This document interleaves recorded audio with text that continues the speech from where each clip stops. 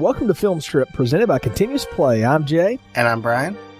And we're here to talk about Leprechaun, starring Warwick Davis, Jennifer Aniston, Ken Oland, Mark Holton, and Robert Gorman. Written and directed by Mark Jones, released in January of 1993 on a budget of $900,000, went on to gross over $8.5 million in its domestic run. By far the most profitable of the Leprechaun series. We'll get into that in just a little bit. But first, Brian, why are we talking about Leprechaun? Well, with St. Paddy's Day right around the corner, what better to represent the luck of the Irish than the one and only a leprechaun? So we thought, we had a good time with My Bloody Valentine for Valentine's Day. Why not have a good time with a little Leprechaun for St. Paddy's Day? Now, Jay, you said this movie was made on a budget of $900,000 in 1993. $900,000. Now, a low-budget film in 1993 would cost about $15 million. So this is a super low-budget film. This is a no-budget film. This is a, let's see if we can cash grab on the horror-loving public. You got to remember where horror films were at this point in the 90s. Okay, we had just come out of every year we get a sequel from Friday the 13th, Nightmare on Elm Street. Every few years, Halloween would come out with a sequel. We had run the slasher genre in the ground, so there were no more good slasher stories. They were all complete ripoffs at this point. It was all about monsters and creatures. They had recycled Gremlins and done Gremlins 2 at the late 80s, and it was all about this kind of stuff. And this really is not a true straight-up horror film. This is kind of a horror sci-fi comedy. It's really built on the comedy, and we'll use that term loosely for a minute here, Brian, the comedy of the situation here. What if a bunch of teenagers ran upon a leprechaun who was trying to kill them for his potty gold, and which is in a bag? Another thing we'll have to talk about in a minute. But how can we do that? And I am wondering what they spent the $900,000 on. It wasn't salary for anybody, because we said Jennifer Aniston's in this. This was way before Friends, or just right before Friends, all that stuff. Matter of fact, the only reason her name is on it prominently is because she is a star. Otherwise, it would just be Warwick Davis and the Leprechaun. And So that's where this was coming from as far as the horror genre was. This is before Scream and all that other stuff. The genre was dead. So this was the kind of thing you got. And nowadays, this would be something like the Sci-Fi Channel would put out, But back in those days, this was a quick way to do this. Because look, they spent $900,000, man, and they got what? They got $8.5 million back out of that. Yeah. They didn't spend any extra money on promotion. So, they made the money on it. They did, and the bulk of that had to go to the special effects, I guess you would say, that they did, because it does not cheap to make the shiny green crap happen. That's about it. The shiny green crap. That may be the best review of this film we could give it. Warwick Davis, for those that don't know him or whatever, he's a little person, best known for his work in movies like Willow, and he was also in Return of the Jedi. He's your favorite Ewok. So he sort of made a career out of doing these kind of things, and whatever. He's in it for better or for worse. That's who Warwick Davis is. Yeah, it was kind of everything was tired at this point. So, they didn't spend it on sets. There's like two in the whole movie. There's the old house, and then there's the town. Which consists of 3 backlot buildings and a somewhat used diner. Right. It looked like it was an extra part of the Pulp Fiction set that didn't get used or something. So, but anyway, Brian, I think we should start this thing with a plot summary. So, a leprechaun goes on a violent rampage after his precious bag of gold coins is stolen. He utilizes all sorts of evil magical powers to torture and occasionally kill anyone who gets in the way of his search for the gold. Tori, played by Jennifer Aniston, and her new friends, who are also the house painters, try frantically to elude the leprechaun's wrath. They finally learn that the one thing that can kill the little monster is a 4-leaf clover. Now, if only they can find one in time. I think that's about the only way I can really summarize the plot. Brian, we really should just dive in and sort of walk through this movie as it occurs piece by piece, don't you think? I agree with you on that one. Yeah, this is an interesting one, folks. Yeah, interesting is an interesting word.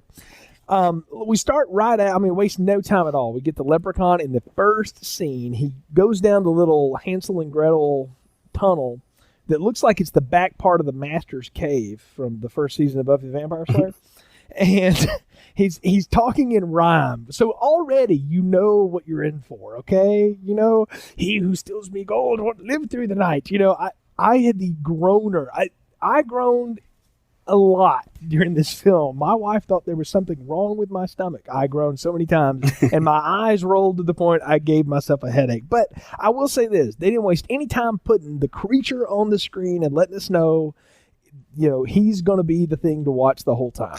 Yeah, and you had the groan going. I had the scratching of my head going, trying to figure out what the hell that was all about for almost this whole movie. Yeah. Well, I mean, I don't know what it was other than if they wanted to set up that he likes to count his gold coins. Now, I don't know anything about Leprechaun lore. Do you, Brian? I just know what I read on the back of Lucky Charms boxes as I grew up. So my Leprechaun knowledge is lacking. Yeah. The only thing I really know is that if you're lucky enough to get to the end of a rainbow and find a leprechaun's pot of gold, you are granted, I believe it is 3 wishes. Now, in here, I believe it is if you get the leprechaun's gold, you get to keep it. But clearly not, because he's going to come repo it. Exactly. So, yeah, I don't understand that mythos at all. Well, maybe we can talk about that in a little bit. But, so we see drunk Mr. O'Grady roll up in the limo and walk up to this old house. And I don't know about you, Brian. I had to piece together this conversation he has with this woman on the porch. But what I got is he's supposed to go to Ireland to bury his mother, but he shipped home an urn that his wife thinks is her ashes. And, of course, he breaks it, and it's, of course, full of the bag full of gold coins, which he says he stole from a leprechaun. And then the nice thunder and lightning effects happen in the background. And, I mean, they're the kind that you can do with a good sheet of hard aluminum and some flashlights. But anyway, neither here nor there. He had no problem. You must be really secure in your marriage when you can go, I found a leprechaun, honey, and here's the bag of gold coin. I think the fact that he's pissed drunk doesn't hurt either.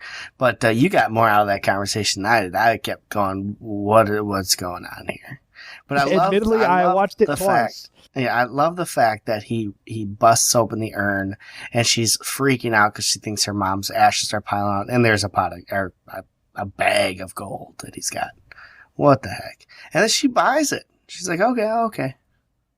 Yeah, exactly. But then, you know, the limo driver has taken his suitcase inside, and of course, you hear this voice coming from the suitcase, and I knew immediately the leprechaun is in the suitcase. So, of course, it's the wife's job to do what? To go over and open the suitcase so the leprechaun can get out. And he pushes the old woman down the stairs while he says he's looking for the gold. And he lures O'Grady down there by imitating the wife's voice. Now, I actually liked that. I thought it was kind of cool that he could mimic the voice of whatever he killed. Now, I don't know if that's Leprechaun lore or if they're just ripping off the Terminator 2 action there or what, but it worked for me. I kind of like that. Yeah, I thought it was interesting that he could basically take the voice of anything or anyone. I mean, it didn't even have to be someone he killed. It's just because he did the child voice to lure the wife in, and then he didn't really lure O'Grady down there with the wife's voice because he was already out there offering him tea and whatever else. And O'Grady's the one who says, "What'd you do with my wife?" And that's when they go downstairs, and there she is, But did you notice the wife was blinking while playing dead? No, I did not. She blinks twice while playing dead. It's amazing. That's just a reflex. From a dead person. Both my wife and I are looking there going, did she just blink?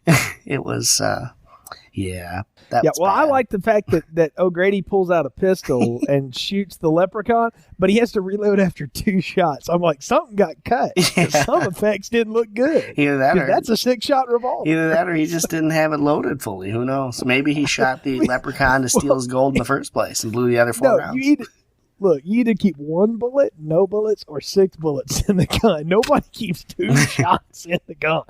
But there's a lot of gun problems in this movie. Oh, gosh. This is only the beginning of the gun issues. But the gun doesn't kill the leprechaun. I think he hit him with it, but it really doesn't. It doesn't do anything. He just it just scares him away. But what does stop the leprechaun? The 4-leaf clover. Yes, the sign of luck. I guess leprechauns aren't a sign of luck, but hey, so the 4-leaf clover, the symbol of the leprechaun, is the one thing that could basically immobilize him. It doesn't, I don't think, kill him. It just immobilizes him.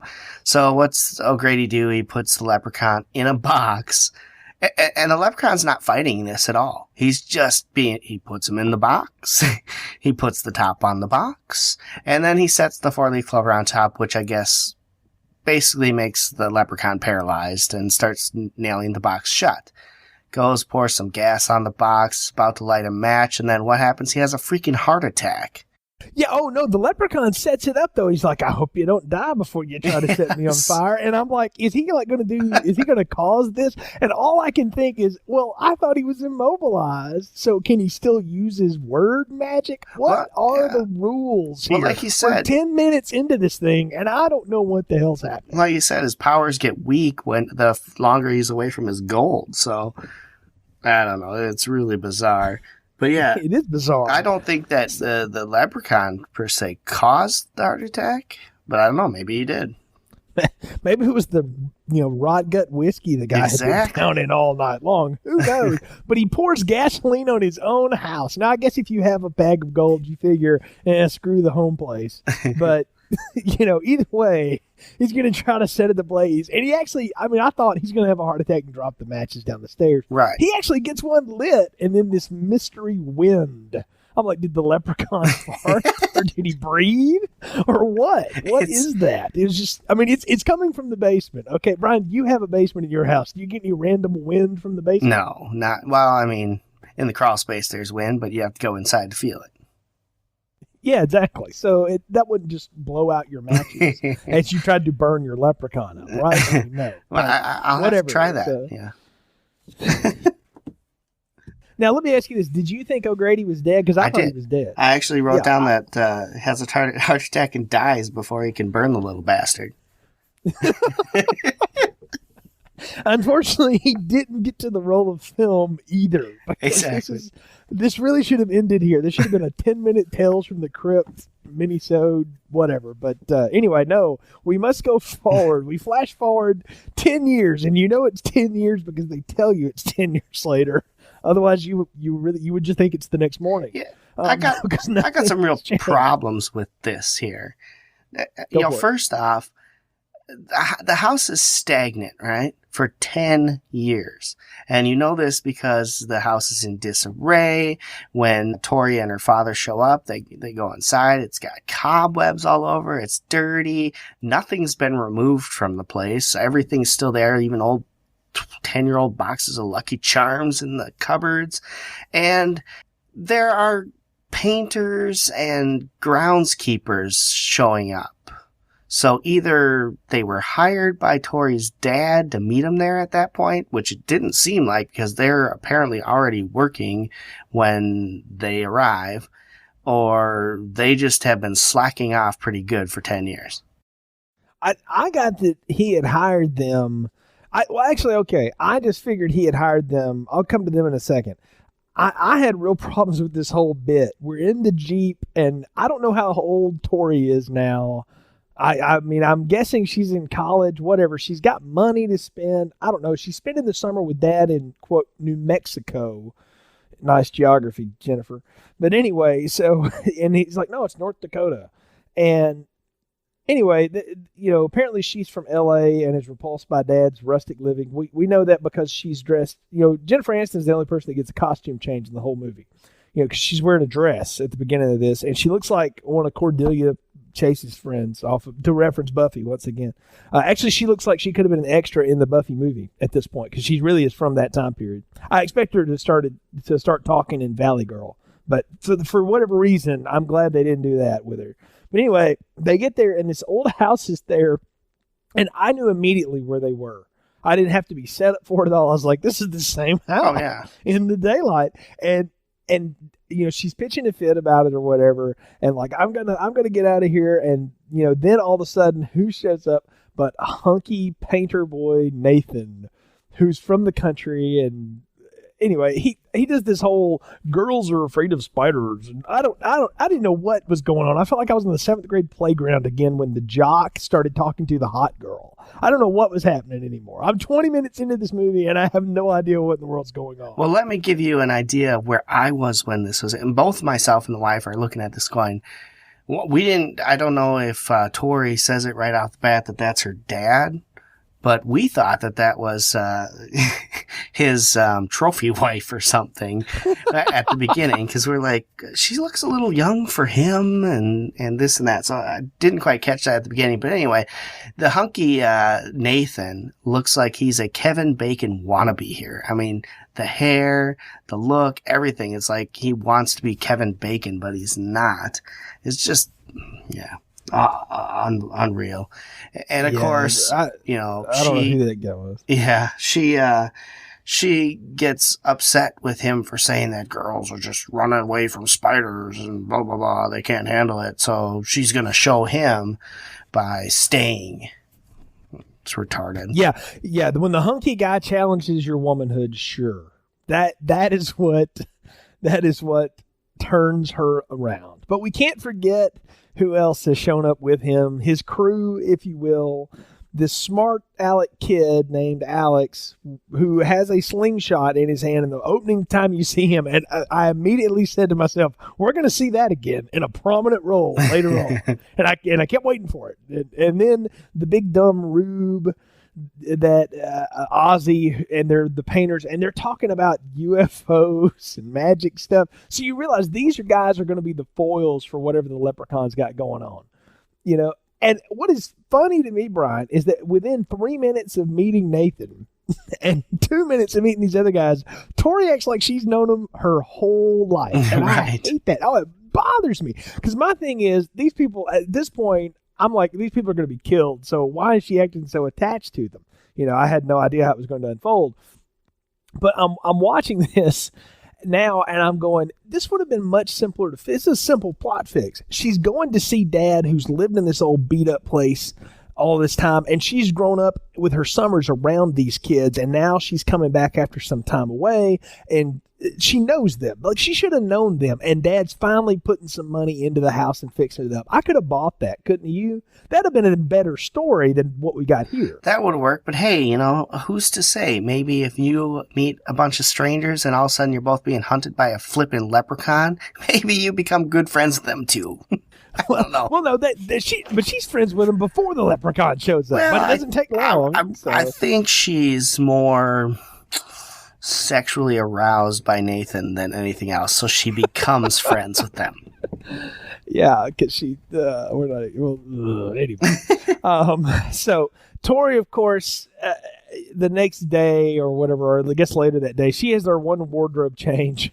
Nice patchwork jean shorts, by the way. Oh my gosh. And the colored Reebok laces. Oh, I remember those. It was like being in 7th grade again, all over. So she's walking down into the basement, of course, and to give Nathan some tea. And of course, she gets scared and they start talking. And that's where he gives them the whole backstory on the weird O'Grady's and the old O'Grady's place and what happens there. And they see this crate, and the 4-leaf clover, which is now, of course, very withered and old, falls off of it. And right before they can open it up, they're interrupted by a painting accident. So they have to go run outside. But you see the leprechaun kind of looking around like, ooh, people, ooh, I might get out. Yeah, he's asleep, I guess, for 10 years, because that's what a leprechaun does when he can't get out. That's kind of odd. Yeah, but he wakes up, and they go outside to check on Ozzy, who, I gotta say, he's a bit off the rocker. I don't know if they're trying to make him out to be a retarded person or what. You know what I got off of him? He was trying to play Lenny from Of Mice and Men. Could be, yeah. But very badly. Yeah. And you look, you know, you've seen this guy before. If you've ever seen the Michael J. Fox movie Teen Wolf, this is Chubb. Yes. Or Chubb, the big guy on the basketball team. So you've seen this kid before, but he looks, I mean, he's getting bossed around by the little kid, and I want to know who he is to him. Is that his brother? Is that his illegitimate son? That's what we were trying to figure out too. Who Ozzy is for Alex, and we couldn't quite get it either. It has to be a relation of some sort. They just don't become friends, you know.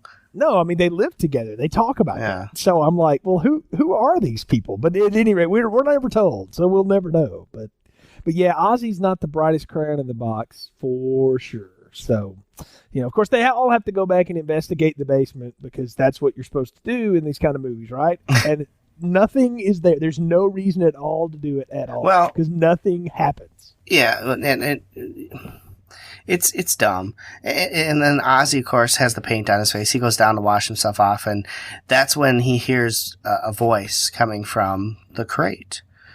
Or noises anyway. He goes over to investigate, and boom! Out pops the leprechaun and attacks him. Just attacks him out of nowhere. And he goes running off to tell everyone about this leprechaun attacking him. And of course, nobody believes him because, he's a little off the rocker. So they're just thinking he's making up a story like he does about the magic that he did earlier and he'll do throughout this movie. They think he just makes things up. So they're just all down there looking around, and they find nothing but a mouse running around, and it's your typical one guy sees the evil monster, but no one else believes him. Yeah, and then they see the rainbow coming across the sky. How'd you like that for special effects, by the way? It's a rainbow. Ooh, I mean, I expected Skittles to start going this guy at this point because, of course, he has to go. It runs, and I love how the rainbow ends on the beat up, rusted truck. Yes, that's fantastic. Yes, of course, that is awesome. That's where part of that 900 gram went. That is for sure. They find a gold coin, which Ozzy, proceeds to eat because that's what dumb, big, fat guys do. Which, by the way, would kill you. But yeah, and then they found the whole bag, of course, and they're like, we're not going to tell nobody about this. We got to go in town to get it appraised. Yeah. So, and then the whole bag thing, that just appears out of freaking nowhere. Yeah, that's what I said. I was like, where did this come from again? Because here's my thing. If the leprechaun is looking for his original bag of gold, did O'Grady stash it somewhere before he died or whatever? Is it with him still? Is it in his grave? And if the leprechaun just sets it out there for you to take, then chases after you, then he's just a greedy little bastard. Exactly. He's just having fun. He's an Indian giver. I'm like, he's like a troll. Look, you Indian giving little son of a bitch. Don't put gold in front of me and then want to kill me for it. I mean, what's up with that? That is wrong. That's the whole thing that makes absolutely no sense, is that if he's looking for the gold, how's he going to magically put it somewhere? The gold doesn't have magical powers of its own, does it? I mean, it can't just go hopping, skipping around all at once and go to mom's house and visit. It's a pot of freaking gold. Go to mom's house. Seriously. It's so stupid. Hold on. I'm in tears. Hold on. Okay. Yeah, if he can do that kind of magic, then why can't he just teleport his own butt back to Ireland and let's leave Tori and the romantics alone here? But no, we gotta create sexual tension by painting a house. All I could think was only if Daniel's son in the Karate Kid could have thought of that, he might have been able to hang on to Elizabeth Shue a little bit longer. And really, who the hell paints a house blue and red? No! I've seen this. The most hideous looking house. I had a math teacher. No, excuse me. I had a history teacher in 8th grade who painted her house straight up purple. There's no problem with that. That's one color. Yeah. You take the blue that they had and the red that they had, and mix them together to paint a house. That's hideous. Purple. Okay, it's an awful color, but at least the whole house is purple. Yeah. Here they're painting the main house blue and all the trim red. Blue and red. It's horrible. Maybe they're patriotic, Brian. I don't know. It's 93. It's the Clinton era, right? We're all happy. There's no war. I mean, we're all okay. I don't know. It's the beginning of the Clinton era, but all I can say is these guys are some of the worst painters I've ever seen. You see how they're painting that house? They can't get anything done. Yeah, it's not just terrible, that. The strokes are all over the place. It's terrible. These people are terrible. But the best is Tori goes to the truck to, of course, get something, and the leprechaun starts rubbing her leg. Now, look, Okay, I'm Jennifer Aniston. I can take or leave, but whatever. Legs are legs, I guess. He's been locked up for 10 years. I don't know. He's playing with magic. I don't know. And she's like, Nathan, stop. And I'm like, you just met this dude, and you're gonna let him rub your leg? And of course it's not him. She gets scratched, and Dad comes out to, I love this too, Dad comes out to go, it's probably just a raccoon or a possum. And she's like, I know what it's like when a man caresses my leg. And he just looks at her, and I wrote down one word. I was like, oh. My favorite part, though, is that I thought it was Nathan. He goes, you'd let me? In front of Dad. Idiot. He's totally oblivious. I'm like, you're as dumb as Ozzy is. I'm like, good grief. So Dad, of course, sees something run off into the bushes, and he goes down there to reach through the hollowed out log, and he gets bitten by the leprechaun. Oh. And he's freaking out. There's all this cut, and we got to get Dad to the hospital. We've now created drama and trauma with Dad having to go to the hospital, and everybody decides to go. Well, of course. Of course. Well, but here's the thing. I just met all of you. Please accompany me in 2 vehicles to town. So why don't you leave the 2 guys behind to finish painting the house? No. Nah. Let's all go. And here's what I love. Either this house is a million miles away from the hospital, or they got some mad change of day going on here, because they leave and it's bright sunny day, and they get to the hospital and it's pitch black dark. That what that is, Brian? That's called the locations we got to allow us to shoot, and their places wouldn't let us shoot until after they closed at 9. So we just have to randomly, do that. We bought this house for $40,000. That's fine, but the thing is that they portray it that it's not that far from where they're at later in the movie. And of course, we see the leprechaun take off after them riding a little kid's tricycle. And this leprechaun, he gets there at the same time as the damn truck. Now, how does that happen? We're already bumping up against problems that and we just keep repeating them, but I think it's worth repeating here. We don't know the rules of the leprechaun. He clearly can manipulate space and time. Well, obviously he's got some kick-ass leg strength. Yes, he can he can pedal that trike all the way to the hospital at the same speed of a car. But I go back to what I said in the intro, too. This is supposed to be a horror comedy, remember? So the comedy is, let's let the little person outrun them on the tricycle. Won't that be funny? And that's what they think is funny. That's what they have set up here as funny. But anyway, we get into town, and Nathan and the girl who would allow him to rub his leg and her dad are going to the hospital, which looks closed, while Ozzy and the kid go to get the coin appraised. Yep. Yeah, so it's real. I'll have to look up and see how much it is. You mind if I keep it in my safe? So he keeps it in the safe. They're like, yeah, sure. And he pulls out the magic book of coins, because he just has it right there in the sock drawer. And he's trying to find it. And then you get the first real attack and kill from the leprechaun. Death by Pogo. Oh, man. What a way to go, huh? But here's the killer. How the hell did the leprechaun get in the damn safe? Yeah, exactly. If he can do that, then what is his whole deal? I don't understand his deal. And here's another thing. He killed the guy who all he did was appraise the coin. A coin he made appear. If anything, the other one stole it. What are the rules here? Don't touch my gold? Exactly. Anyone who touches the coin will die. I mean, God, this is just twisted. So, but the whole thing is there so that you can have the cute little person kill the big person in the stupid kid way. And then, of course, what does he find in there but the go-kart, the little kid cart? Brian, you've got 2 small boys. I'm sure at some point they have some vehicle like this. I'm looking at that going, I remember that. Those things went about 3 miles an hour, but I bet this one's going to be turbocharged. Oh yeah. Well, my favorite part of the whole film.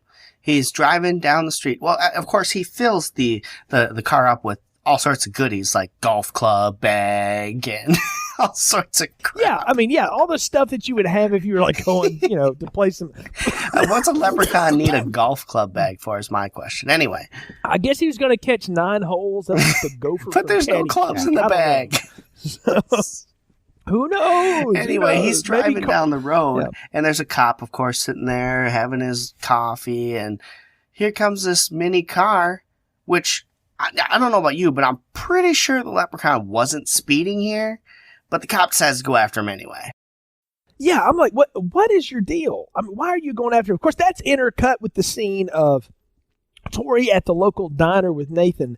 And I'm like, Dad is held over in the hospital for observation, and Tori goes to the local diner to eat with a guy she just met. Of course, why not? Yeah, sure. Trauma does that to people, I guess. I guess so. I don't know. But we cut back to the Leprechaun. He basically tears the face up of the cop, and then of course they chase through the woods. And I actually made a note to myself. I'm like, might I suggest using your nightstick, officer? To borrow a line from Eddie Murphy. And sure enough, he grabs the nightstick and throws it into the darkness at nothing.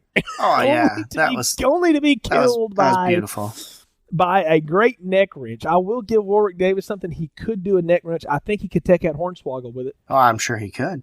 But here's my killer. Why didn't the cop just go back to his cop car and take off? Why did he run into the freaking forest? Yeah, I mean, I guess the traumatic part of seeing a leprechaun is that you now must chase it for whatever reason. Again, they don't tell us any of this. We're just having to fill in the blanks. So we get back to the diner, and Tori is there espousing how she does not kill living things nor eat meat. You know, and I'm like, she's very strong about this too. And I thought, okay, they're setting her up to have to kill the leprechaun. But no, they just throw it out there. It's just a line, you know. They throw it out there and they pay it off. Because Nathan then grabs her tennis shoe and says, "Don't kill animals, huh? You're wearing it." And I thought that was good. Yeah. Just hypocrisy in the whole deal. Yeah, I don't know. I just thought it was lame. I mean, it was just of course it's lame, but at least they paid it off to show, hey, they made a statement. Hey, you may not eat cows, but you're still killing them to wear them on your freaking feet. So the leprechaun, this is amazing. Now, you said before the dramatic shift in night today because they've apparently traveled many miles to get to this hospital. But no, it's just apparently a cut through the woods from where he killed the deputy. Because he's at the house. He makes his way back to the house, and of course he starts throwing stuff around, and he's searching for the gold. And, you know, I kind of like the joke with the Lucky Charms. He gets a mouthful of it, he spits it out. But I'm like, you can't do some magically delicious. And all I could think was probably couldn't get clearance for the line there. It's probably enough just to have the box. Well, and the box, I don't know. In 1993, I was eating Lucky Charms, and that box didn't have the same leprechaun that the one I had on was. Maybe it was an older one, like you said. It could be a 1983 Lucky Charms box. Yeah. Who knows? Which would explain why it probably tastes that way. Yeah. But you know, my only thought was, did Miss O'Grady eat all the marshmallows and just leave the crappy oats? Oh, poor guy. No wonder he spit it out. Yeah, no wonder, really. But anyway, then I love this. He goes around and he starts shining shoes in the house. Randomly, I must shine the shoes. Because he set up earlier that he's a shoemaker. Well, yeah, and he also paid it off when he killed the shop owner. He killed him and then cleaned off his shoes and shined them for him. He starts shining this. I must shine the shoes, and it's like this little man running around at high speed camera. You know, fast forwarded so he can clean the shoes. Yeah, so right now I wrote down in my notes, you know, what's with the shoe polishing? Is this guy OCD or what's the deal here? I didn't quite get that. I don't know. The camera operator was, because it was all over the dang place. You couldn't see anything. Yeah. Anyway, so of course they come back home to see the place is destroyed, but with all the shined shoes. So the gang helps Tori clean up the place, which I'm sitting there going like, you know, these are the greatest painters ever. Oh, God. They took your dad to the hospital. They don't paint worth the dang, but they'll help you clean up your house and take you out on a date. That's the best line right there. They don't know how to paint worth a crap, even though that's their profession. But they'll clean your house really good. I can do all that other stuff. So, but here's my thing. She's like, I'm going to bed. And they're all like, okay, we are too. And I'm like, so the painters are just going to crash? Why not? What's up with that? I mean, was it the 60s now? What's happening? So, of course, we get noises outside, which immediately means someone must go outside and check it out. And it's Nathan, and he steps in a bear trap. Now, I was like, this is really gross. That was the first thing that got really just icky. And, I mean, they keep that thing on him a bunch. I mean, it's kind of nasty what it does to his leg. Oh, yeah. Yeah, well, they did a good job with that, too, because if you ever step in a bear trap, you probably won't have a leg. But, yeah, brutal. I mean, yeah, really. And I'm wondering who set the bear trap up, because I don't think it was the leprechaun. That was probably there before. I know. I'm like, how did that happen? But at any rate, the leprechaun gets the crap beat out of him with flashlights. Well, he comes out and tries to attack Nathan as he's sitting there limp with the bear trap on his leg. Which is why I think he set the bear trap, by the way. Well, it could be. Like, yeah, I mean, he would, which again, when did he have time to do this? But whatever. So Alex the kid returns with a shotgun, and Nathan blasts the leprechaun into the bushes, okay? Then we get into real problems I have with guns in this movie, Brian. Nathan walks up to the bushes and just starts blasting into them, and there's nothing there. He wastes his whole set of ammo on nothing. Look, anybody that knows how to use a shotgun would tell you, you got to go see what you're shooting at. You can't just start squeezing rounds off. I mean, it was ridiculous. And I was like, he just emptied the gun into nothing. Yeah, it made absolutely no sense because he shot the leprechaun at first. Then he just shoots at a barrel that the leprechaun sat next to. And I'm thinking, why are you firing off all your freaking rounds this whole time too? And I must say, before they started shooting the shotgun, that little scene where they're all trying to beat up the leprechaun, that was pretty bad. No, it was terrible, so and it couldn't. Poorly done. I mean, it was awful. I'm like, this. They had to edit and cut that to pieces. Like you could tell that looked so bad they wanted to get it off screen quickly. Yeah. So, of course, then they got to start tending to mangled legs in the kitchen because everybody apparently knows how to do that too. I'm like, Tori knows how to fix your mangled leg, Yeah. So they start working on all that. Now, I would like to say, Dad got his hand bit. Okay, and it looked pretty bad, but they kept him in the hospital. Okay, Nathan got clipped by a freaking bear trap, and nobody's ready to go back to the hospital yet. Well, like you would just throw him in the car and go. You wouldn't take him inside. You gotta remember that they went and found that the leprechaun wasn't there after he got shot, so they're still worried about the leprechaun. Of course, it takes just as much effort to get into the car as it does the house. They chose the house anyway. But I think what their point was is they were going to try and call for help, and of course the line was dead. And my first thought was, well, why doesn't Tori just go get her, big block cell phone that she has? Yeah, exactly. Yeah, I mean, or she could just throw that at him; it might kill him because that thing is huge. I mean, that was the biggest cell phone in the world. I remember those. I never had one of those, but I remember those. This was like the post Zach Morris, but it was the first flip phone. Yeah. It probably weighed 4 pounds and would give your ears all sorts of deformity if you used it for 12 minutes. But anyway, so they decide to get to town. And they can't get the car to start because, of course, the leprechaun has disabled the truck. And we have to set up too that they have truck problems with this anyway. Yeah, they have to get out and mess with the distributor cap all the time anyway. Like they have to sort of like jump it off or whatever. So they go out there, and of course, Alex opens up the hood, and the leprechaun's like eating the inside of it. Seriously, yes, exactly. But whatever. So he attacks them and busts through the windshield, and Tori burns his nose with a cigarette lighter. Now, okay, hold on a minute. The distributor cap is disabled, which means there's no power going anywhere. All right, would that even still work? Of course not. At that point, yeah, I was like that would not work. That was but terrible. Jay, the best part about this whole scene comes up next when the leprechaun runs off with a burned nose into his little barn that he has everything in. He comes out with this homemade go-kart and rams into the truck, and it flips the thing. Seriously. I wrote down in capital letters in my notes, seriously, we have now. I mean, it's like if you're not rubbing, you're not racing. I wrote, how does that little thing tip a truck?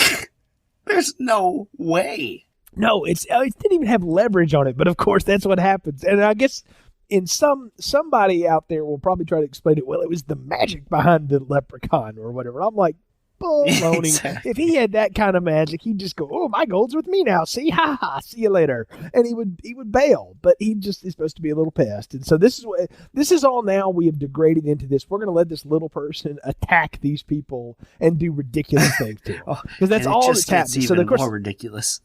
It's about to really start like ripping everything off because of course they run back into the house and he gets his hand caught in the door and they chop off the hand because the slamming door chops off his hand.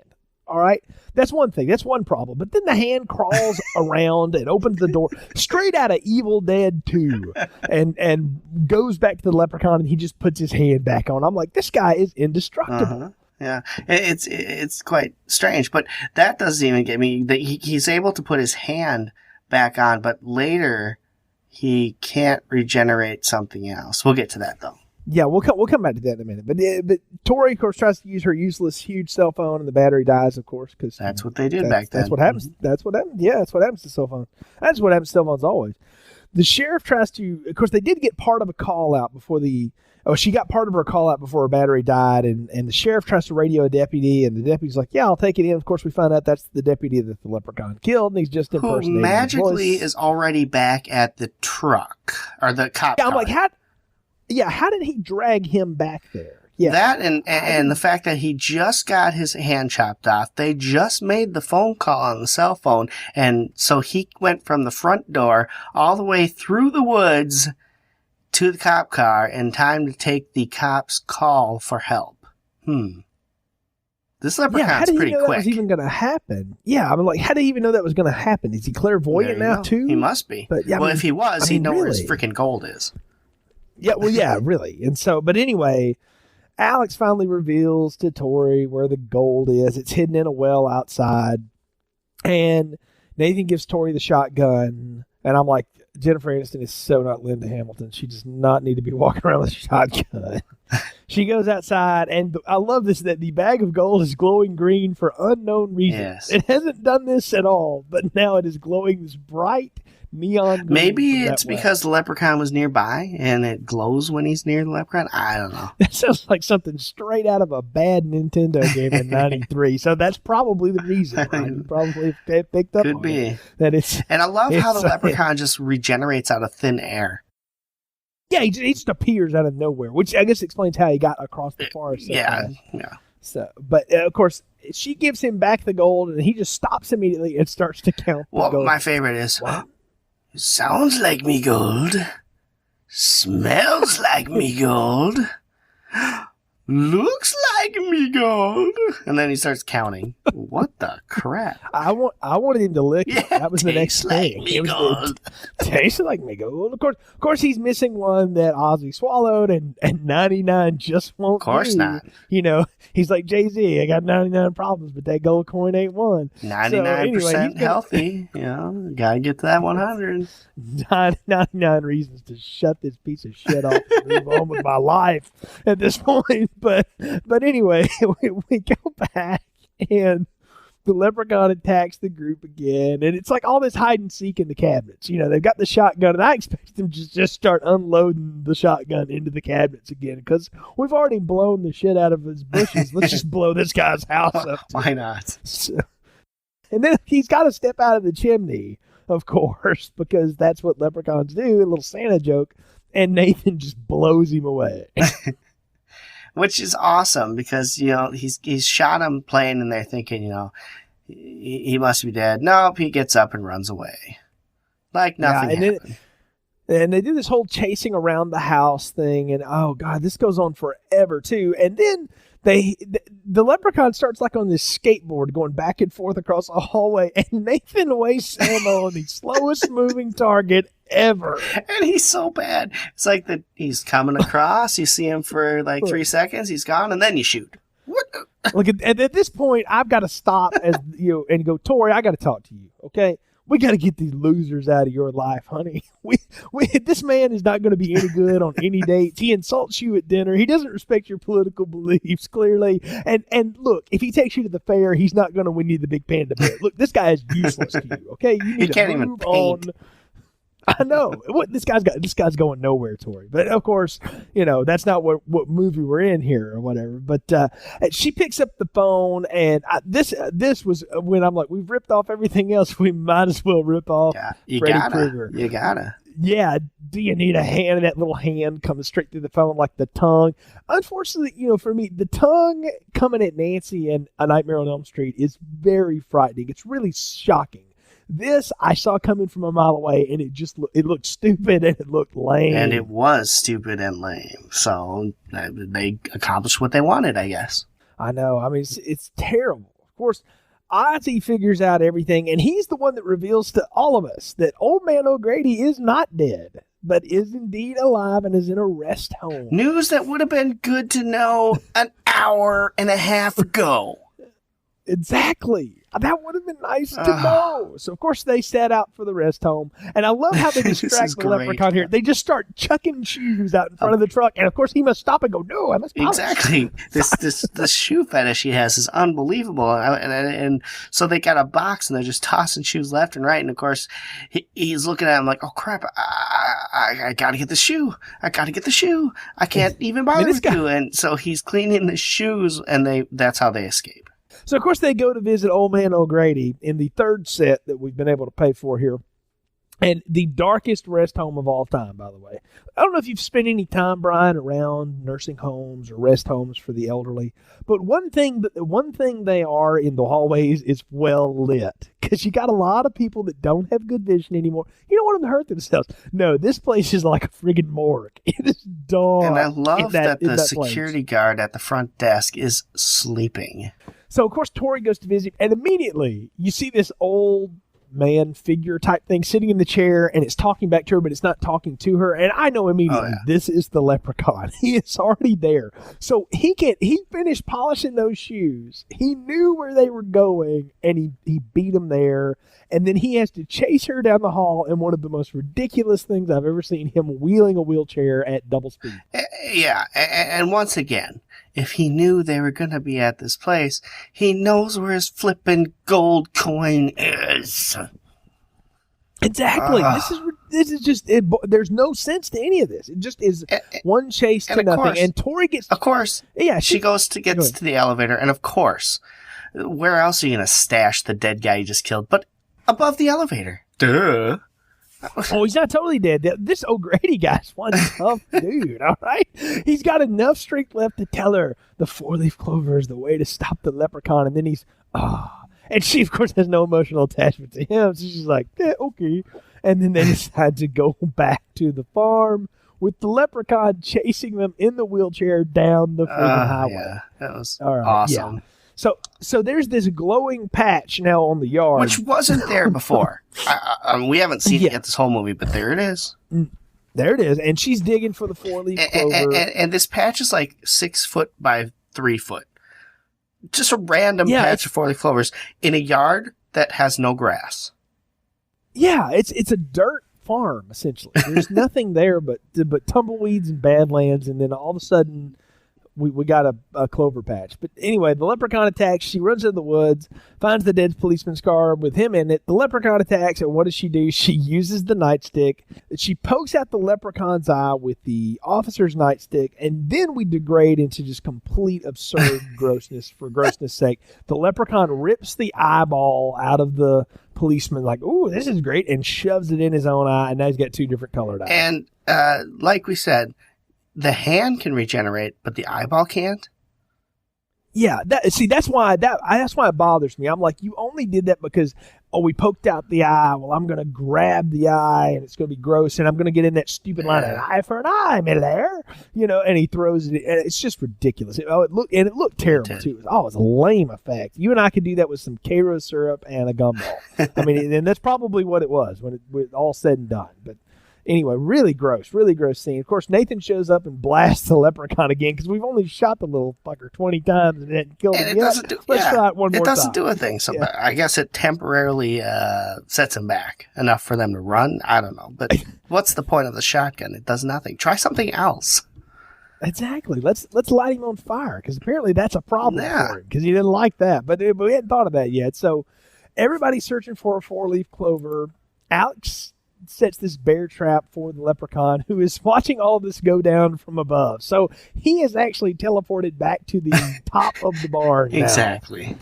Sitting in the top row of the barn, watching the kid put the bear trap on while the other people are sitting there looking for 4-leaf clovers, humdrum. And then Tori, of course, is like, this is stupid. We're never going to find it. And Ozzy, the dummy, has to give her the pep talk. You just got to believe it'll be all right. And I'm sitting there like, Forrest, you just got to believe. I mean, that's all I can think of. And then, of course, magically, the four-leaf clover appears, and it glows and everything. Yeah. I'm like, wow. If all you had to do was say, I need a four-leaf clover, and it pop up, that would have been, again, useful information an hour just look ago. for the glowing clover in the patch. Just find the one that glows. I mean, it's not like this patch was hard to find because it is the only thing glowing in the dead yard. Maybe the golden thing would be easy to stick out in the green. I don't know. Maybe it's just me. But Ozzy saves Alex, of course, by telling the leprechaun that he swallowed the last gold coin, and he runs off. And of course, the leprechaun starts cutting Ozzy up because he's not just content to get the gold coin back. He's got to cut him up. Of course. Too. So he starts just swatting at him. And Alex grabs that four-leaf clover, and I knew it when he reached to his back pocket. I'm like, here comes that damn shot. Here we go. And he wads it up into a thing of gum, shoots it in the leprechaun's mouth, and in what has to be the worst groaning line of this groan-worthy movie, F you, Lucky Charms. And, of course, he shoots him right in the mouth, and the leprechaun begins to melt into goo. And glow. Here's our $9,000 budget, or $900,000 budget right here. The leprechaun glows. Yeah, and his carcass falls over into the old well, which conveniently I'm like, oh, there's the setup for the sequel. Oh. And there he is. And his corpse tries to climb out. Of course, it's all grotesque and everything. But Nathan knocks him back down in the well. And finally, we get somebody who can do something with some gasoline. Because random gasoline is just laying around this farm. He pours it down there, throws a match, which blows it up. And I'm like, the rocks on the well are on fire. Seriously? Yeah. I mean, they're like burning. They're not burning just from the outside like where gas would hit them. They're burning from within. You got to remember, they're probably made of styrofoam. Exactly. How cheap.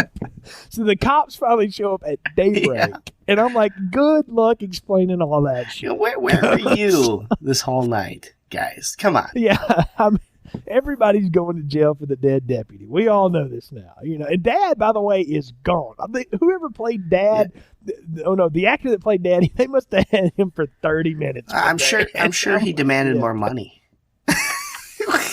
Sure. But it's not over. Cut of course, him out we of get the leprechaun's. Yeah, we got the leprechaun's voice saying he won't rest until he finds his gold, and we got to end it on the groaner. Okay. I'm going to stay in the well till I find me some magic and raise me some hell. Yeah, terrible. But here's the killer. Credits. So in this whole movie, you've got 4 total deaths. You've got O'Grady's wife, who dies right away. You got the store owner, you got the cop, and what I assume is O'Grady himself, who's pretty much dead when he tells Tori about the 4-leaf clover anyway. So I assume he dies. None of the main characters actually die in this film. Is that a first for a horror movie? It's not the first, Brian. I've seen that kind of thing before, but I'll tell you, it's the wrong 4 people dying in this movie. It totally was. And I did feel like that was cheap. I'm like, one of these people could have gone, because you've got at least get some emotional 3 of them are at least 3 of them are throwaway characters. Yeah. If you want to let the girl live, that's fine. Or you want to let the little kid and the girl live, that's cool. But Ozzy and Nathan needed to go. I agree. I couldn't agree more. It could have worked so much better. But again, I don't know what would have made this work any better. This movie sucks. And there's only one way to say it. I mean, we're at the part of the podcast, Brian, where we talk about recommendations and give a popcorn rating for this. So, as if it's going to be a big surprise, what is your popcorn rating for Leprechaun? This is a definite small popcorn here, folks. It is hideous. But I'll tell you this, it's good for a laugh because of all the plot holes and the stupidity in this film. And Jennifer Aniston is smoking hot, so staring at her the whole time is not a bad thing. But again, it's weak, it's stupid, there's so many plot holes in this movie, it makes no sense, and I still don't get what the point of this whole movie was. So, it's a small popcorn. Brian, you've heard of the term so bad it's good? Yes. Well, this is so bad it's horrible. All right? If they had at least, one title card to set up some rules, I might have gone with it, even with all the stupidity. Granted, I had pretty low expectations going in, okay? But as it is, no. This doesn't work on any level at all. So this is a small burnt piece of terrible popcorn that a college freshman puts in the microwave and turns into a brick. All right, that's what this one is. But I'll say this: there are 6 of these films in this series. Okay, most of them direct to video, and I have never seen any of the sequels to this. All right. And I'm curious enough that I kind of want to go back and visit some of them, because some of them just set up to be so bad they're good. Like one of them, the Leprechaun's in space and he kills somebody with a lightsaber. I gotta see that. Okay. One of them is the whole setup. He's trying to get married and so he kills a bunch of. I don't know. It's all this random slaughter for no reason. I'm kind of curious to maybe look at this series and check out a couple of the sequels. Oh, Jay, because we will. We will. Yeah, sadly, I think we're going to have to spend some more time with the Leprechaun here. But I wanted to say this, though. I'll say this, folks. You don't need this one at all, because from what I've been able to read, I'm going to go out on a exactly limb and say you probably don't need any of them at all. Well, no, but I'm saying I don't think you need it to segue to the next one. Okay, I don't think there's anything here to hold on to, because, again, they didn't set up anything to stay anyway. They didn't play with their own rules, and that does kind of bother me. It does take me off, but it is what it is. So there you get it, folks. It's 2 small popcorns for me and Brian. Look, we thank you for joining us here on Film Strip. Check out our website, continuousplaypodcast.com, and you can search our archives for other reviews, and also be on the lookout for our bi-weekly general movie discussion podcast called Film Strip Sessions. And, of course, you can also check out Brian and me over at The Art of Slaying, which is our Buffy the Vampire Slayer retrospective. So we've got a lot of fun movies planned for the rest of the year. We're not going to do just horror, I can promise you. We've got some action, we've got some romance, we've got some animation coming. It's a lot of cool stuff in the near future. So, folks, we really appreciate your support, and stay tuned for next time. And until then, for Brian, I'm Jay. Thanks for tuning in to Film Strip on Continuous Play.